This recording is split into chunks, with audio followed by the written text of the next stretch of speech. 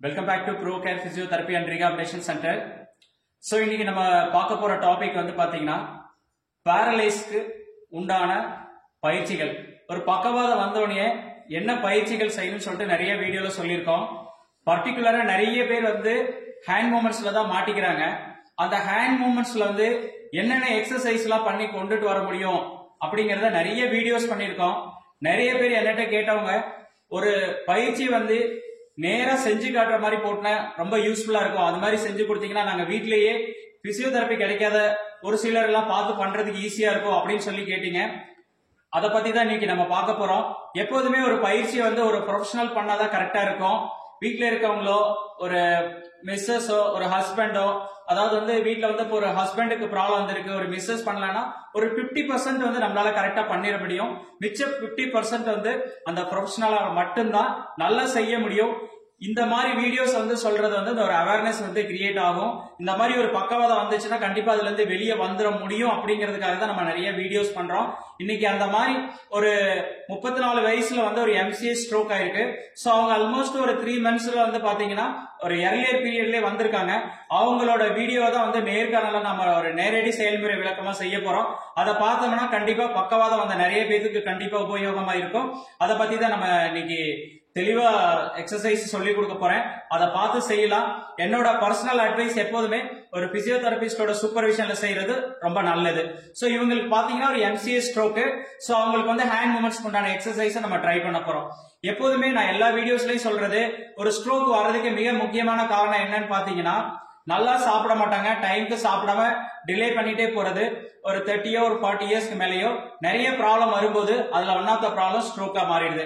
அதுக்கப்புறம் பாத்தீங்கன்னா நல்ல தூக்கம், ஒரு தூக்கம் வந்து பாத்தீங்கன்னா ப்ராப்பரா ஒரு 10 மணிக்குள்ளார தூங்கிட்டோம்னா கரெக்டா இருக்கும். உடம்புல வந்து எந்த விதமான டாக்ஸின்ஸும் சேராது. அப்படி சேராம இருந்துச்சுன்னா எந்த பிரச்சனையும் வராது. அது சுகரா இருக்கலாம், பிரஷரா இருக்கலாம், ஈவன் ஒரு ஸ்ட்ரோக்கா கூட இருக்கலாம். அந்த தூக்கம் கெட்டு போறது, நல்லா சாப்பிடாம இருக்கிறது, டைமுக்கு உண்டான ரெஸ்ட் எடுத்துக்காம இருக்கிறது, ரொம்ப உடல் உழைப்பு கொடுக்கிறது, அதுக்கப்புறம் பாத்தீங்கன்னா கொழுப்பு நிறைந்த உணவுகளை வந்து நைட் டைம்ல எடுத்துக்கிறது, உடற்பயிற்சியே இல்லாம இருக்கிறது, இந்த மாதிரி எல்லாம் இருந்துச்சுன்னா பக்கவாதம் வர்றதுக்கு ஒரு வாய்ப்பா இருக்கும். அந்த மாதிரி ஒரு சில கேட்டகரிஸ் வந்து நம்ம நிறைய சொல்லியிருக்கோம். சார் வந்து பாத்தீங்கன்னா ஒரு டிரைவர் தொழில் செய்யறவங்க. சோ அவங்களோட ஸ்லீப்பிங் பேட்டர்ன் ஆல்மோஸ்ட் கரெக்டா இருந்திருக்கு, நல்லாவும் சாப்பிடுவேன்னு சொல்றாங்க. இருந்தாலும் இந்த மாதிரி இருக்கவங்களுக்குமே ஸ்ட்ரோக் இப்ப வர ஆரம்பிக்குது. சோ அதனால வந்து எல்லாருக்கும் என்னோட பர்சனல் சஜஷன் வந்து என்னன்னு பாத்தீங்கன்னா, நல்லா சாப்பிடுங்க, நல்லா தூங்குங்க, கொஞ்சமாவது எக்ஸசைஸ் பண்ணுங்க, உடல் உழைப்பு கொஞ்சமாவது கொடுங்க. அப்படிங்கறத ஒரு பெரிய அவேர்னஸா நான் இங்க சொல்லிக்கிறேன். இப்போ வந்து நம்ம டைரக்டா எக்ஸசைஸ்க்குள்ள போயிடலாம். பாப்போம் வாங்க உள்ள வாங்க. சோ நெக்ஸ்ட் ஃபர்ஸ்ட் பாத்தீங்கன்னா ஒரு ஷோல்டர் மூவ்மெண்ட். ஒரு ஷோல்டர் மூவ்மெண்ட் பண்ணும்போது நம்ம ஃபர்ஸ்ட் எடுத்துனே பாக்குறது என்னன்னா, இந்த குவார்டர் ரெண்டு கரெக்டா இருக்கான்னு பார்க்கணும். சப்லுகேஷன் இருந்துச்சு அப்படின்னா அதுக்கு தகுந்த மாதிரி எக்ஸசைஸ் பண்ணோம். சோ இவங்களுக்கு வந்து சப்லுகேஷன் இல்ல, அவங்க என்ன ஷோல்டர் மூவ்மெண்ட் பண்றாங்கிறத பாத்துரலாம். சோ நம்மள்ட்ட சென்டர்ல வந்து ட்ரீட்மெண்ட் எடுக்க ஆரம்பிச்சு ஒரு 3 days ஆச்சு. இன்னைக்கு வந்து அந்த ஃபோர்த் டேல அவங்க எப்படி ஆயிருக்காங்கன்னா ஃபீட்பேக்கே அவங்கள்ட்ட கேட்போம். கையை மேல தூக்குங்க சார். ஏன் இந்த விஷயத்த வந்து தெளிவா ஒருத்தங்க செய்யறத வந்து எக்ஸ்பிளைன் பண்றோம் அப்படின்னு பாத்தீங்கன்னா, இப்ப அவங்க எக்ஸசைஸ் பண்ணும்போது பாருங்க, அவங்களோட ஃபேஸ் பாருங்க, ரொம்ப கஷ்டப்பட்டு ஷோல்டர்ல இருந்து மூவ்மெண்ட் போனா இப்படி ஃப்ரீயா போகணும். இதான் ஷோல்டர் மூவ்மெண்ட். அவங்க பாத்தீங்கன்னா ஃபேஸ் மத்தபடி சப்போர்ட்டிங் மசில்ஸ், இங்க இருக்கிற எல்லா மசில்ஸும் யூஸ் பண்ணி கஷ்டப்பட்டு இந்த மாதிரி எடுக்கிறாங்க. அந்த மாதிரி எடுத்தோம் அப்படின்னா அதுவே பாத்தீங்கன்னா மூவ்மெண்ட் வராம போறதுக்கான நிறைய சான்சஸ் இருக்கும். அதாவது என்ன, அசிஸ்டட் மூவ்மெண்ட் செய்யறாங்க. அந்த மாதிரி செஞ்சா ஒரு பிசியோதெரபிஸ்டா நம்ம என்ன பண்ணுவோம் சார், இன்னொரு முறை தூக்குங்க சார், எல்லாரும் பார்க்கட்டும். அங்க பாருங்க அவரோட ஃபேஸ் பாருங்க எவ்வளவு சிரமப்படுது.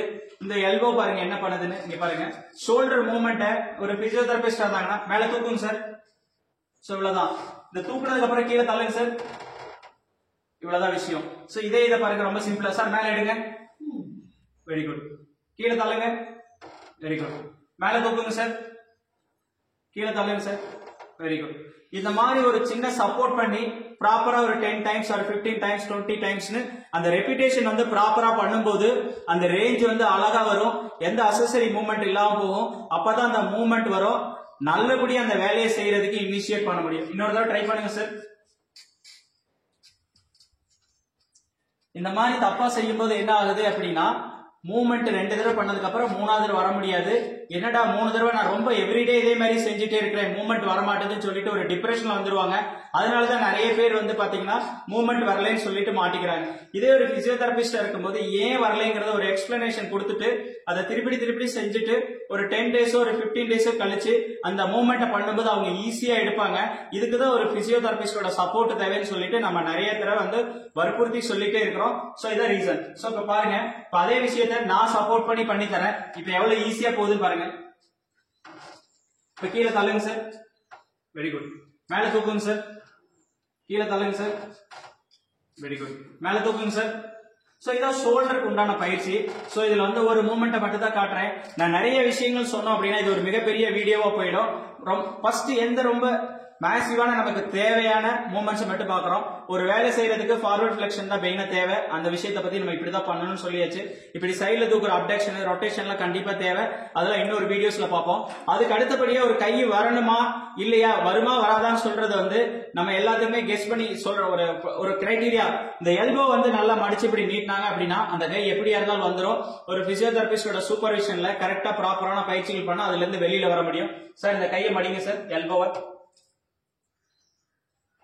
Very good. நல்லா மடிங்க. ட்ரை பண்ணுங்க. நீங்க என்ன பண்றீங்க பாருங்க. நீங்க தப்பா பண்ணீங்கன்னா நிறைய பேருக்கு உபயோகமா இருக்கும். இங்க பாத்தீங்கன்னா ஷோல்டர் அசிஸ்ட் பண்ணி எடுக்கிறாரு. இங்க பாத்தீங்கன்னா எப்படி போகுது பாருங்க. இந்த எல்போ மூவ்மெண்ட்ஸ் அப்டக்ஷன்ல போய் போகுது. ரொம்ப அசிஸ்ட் பண்ணி எடுக்கிறாங்க. இதே இப்ப பாருங்க ரொம்ப ஈஸியா போகும். சார் மடிங்க சார். சூப்பர். கீழே கொண்டு வாங்க. மடிங்க சார். கீழே கொண்டு வாங்க சார். Very good. மடிங்க சார். சோ நான் என்ன பண்றேன் அப்படின்னா அந்த இடத்த வந்து நல்லா ஸ்டெபிலைஸ் பண்ணி பிடிச்சிட்டேன். பிடிக்கும் போது ஷோல்டருக்கு ஒரு சப்போர்ட் கிடைக்குது. இந்த ஷோல்டருக்கு சப்போர்ட் கிடைக்கிறதுனால இந்த ரேஞ்ச் வந்து ஈஸியா போகுது.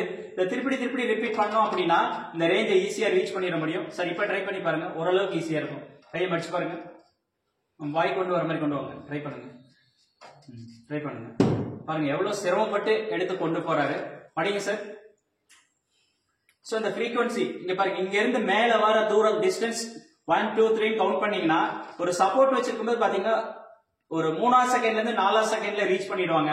இதே அவங்கள பண்ண சொன்னோம் அப்படின்னா ஒரு 7 செகண்ட்ல இருந்து 8 செகண்ட் டைம் எடுக்குது. இதான் வித்தியாசம். 2 மடங்கு டைம் எடுக்குது.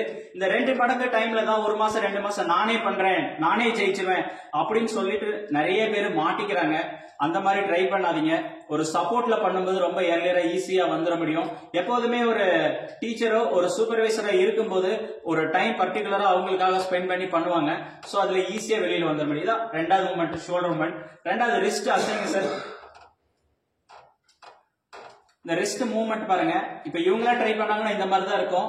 ஒரு தெரபிஸ்ட் எப்படின்னா ஒரு ப்ராக்சிமல்லையும் ஒரு டிஸ்டல் பார்ட்டையும் ஒரு ஸ்டெபிலைஸ் எங்க மூவ்மெண்ட் வருதோ அந்த இடத்துல முன்னாடி இருக்க ப்ராக்சிமல் பார்ட் நல்லா ஸ்டெபிலைஸ் பண்ணிட்டு பண்ணோம் அப்படின்னா கண்டிப்பா மூவ்மெண்ட் வரும். இப்ப இதே ரிஸ்டுக்கு வந்து பாத்தீங்கன்னா ஒரு கை விரல் வேலை செய்யணும்னா இந்த ரிஸ்ட் மூவ்மெண்ட் வந்தாதான் கை விரல் வேலை செய்யும் சொல்லிட்டு நிறைய டைம் சொல்லியிருக்கோம்.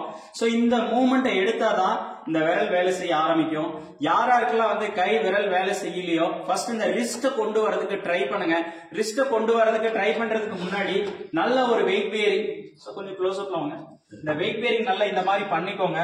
பண்ணிட்டு சோ இங்க இருக்கிற ஒவ்வொரு விரலுக்கும் வெயிட் வந்து நல்லபடியா போகணும். இந்த மாதிரி வச்சுட்டு அவங்க நல்லா அழுத்தி வெயிட் பேரிங் பண்ண சொல்லணும். வெயிட் பேரிங் பண்றத இந்த மாதிரி வச்சு பழகிட்டாங்க அப்படின்னா வீட்டில் இருக்கிற ஃபேமிலி மெம்பர்ஸ்க்கு சொல்லி டீச் பண்ண சொல்லி இந்த மாதிரி வெயிட் பேரிங் எத்தனை முறை பண்றீங்களோ அத்தனை முறையும் ஜாயிண்ட்ல இருக்கிற ப்ராப்ரியோசெப்ஷன் நல்லா டெவலப் ஆகும். ப்ராப்ரியோசெப்ஷன் நல்லா டெவலப் ஆச்சு அப்படின்னா ரேஞ்ச் நல்லா இம்ப்ரூவ் ஆக ஆரம்பிக்கும். இந்த மாதிரி வச்சதுக்கு அப்புறம் என்ன பண்ணணும் அப்படின்னா கை அப்படியே முன்னாடி இழுங்க சார். இந்த மாதிரி இழுத்துட்டு வந்தோம் அப்படின்னா இங்க இருக்கிற ஜாயிண்ட்ல இருக்கிற ஒவ்வொரு பாத்தீங்கன்னா இந்த எண்ட் ஆகிற இடத்துல பிளட் சர்க்குலேஷன் வந்து நல்லா ஜாஸ்தியாகும். இங்க பார்த்தாவே தெரியும். இங்க கலர் பாருங்க எவ்வளவு சேஞ்சஸ் ஆகுதுன்னு. இப்ப இதே ரிஸ்ட் மூவ்மெண்ட் இப்ப நான் இவரை பண்ண வைக்க போறேன். ஒரே தடவை தான் நான் ஸ்ட்ரெச் பண்ணிருக்கேன், வெயிட் பேரிங் பண்ணிருக்கேன். ஆனா ரிஸ்ட் மூவ்மெண்ட் பாருங்க இப்ப எவ்வளவு அழகா அவர் பண்ண போறாருன்னு. சோ இதான் டிஃபரன்ஸ். ஒரு தெரபிஸ்டோட சூப்பர்விஷன்ல உண்டான விஷயமே இதுதான். சார் ரிஸ்ட் எடுங்க சார்.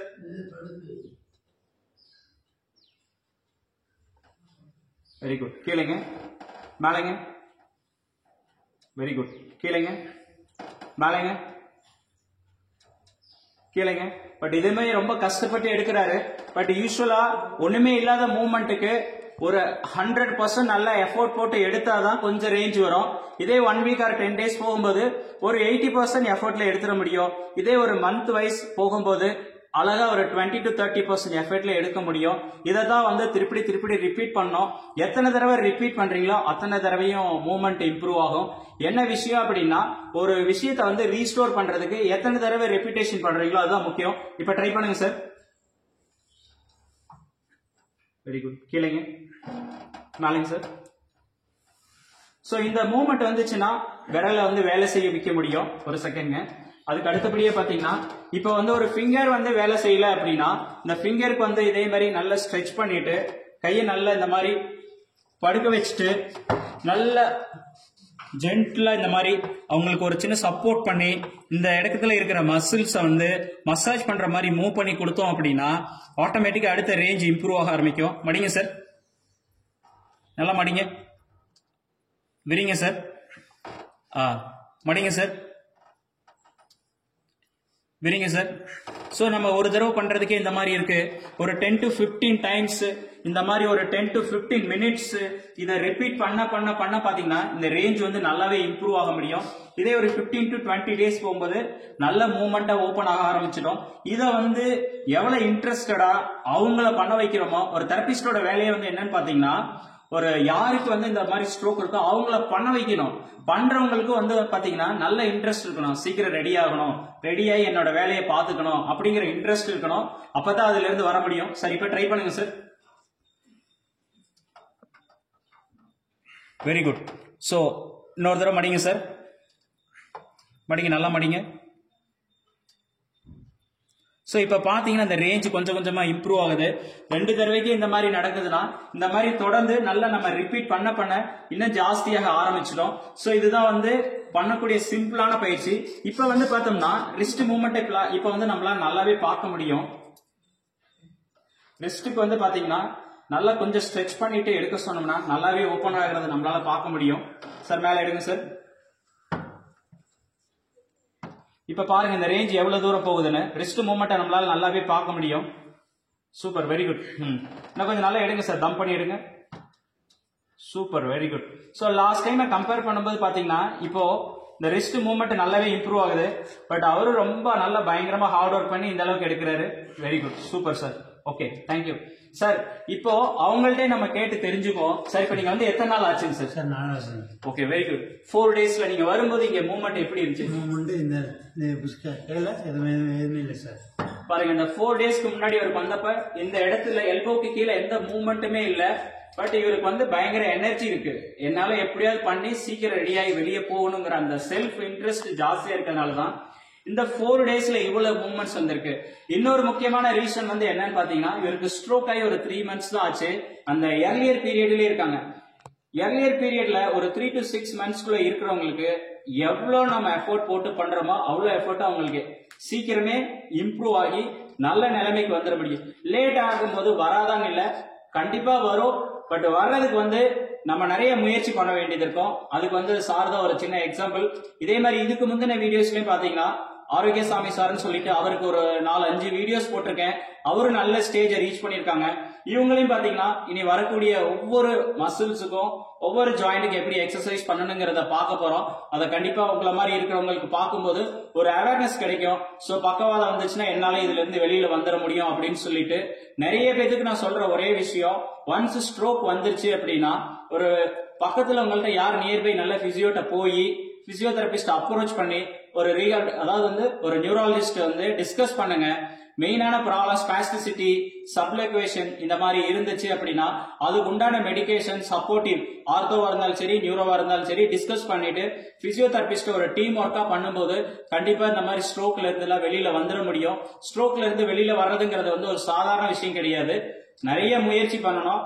தொடர்ந்து பண்ணிட்டே இருக்கும்போது தான் அதுல இருந்து வெளியில வர முடியும். சோ இவரோட அடுத்த வீடியோ அடுத்த ஒரு நல்ல எக்ஸசைஸ்ல பார்ப்போம். தேங்க்ஸ் ஃபார் வாட்சிங். தேங்க்யூ.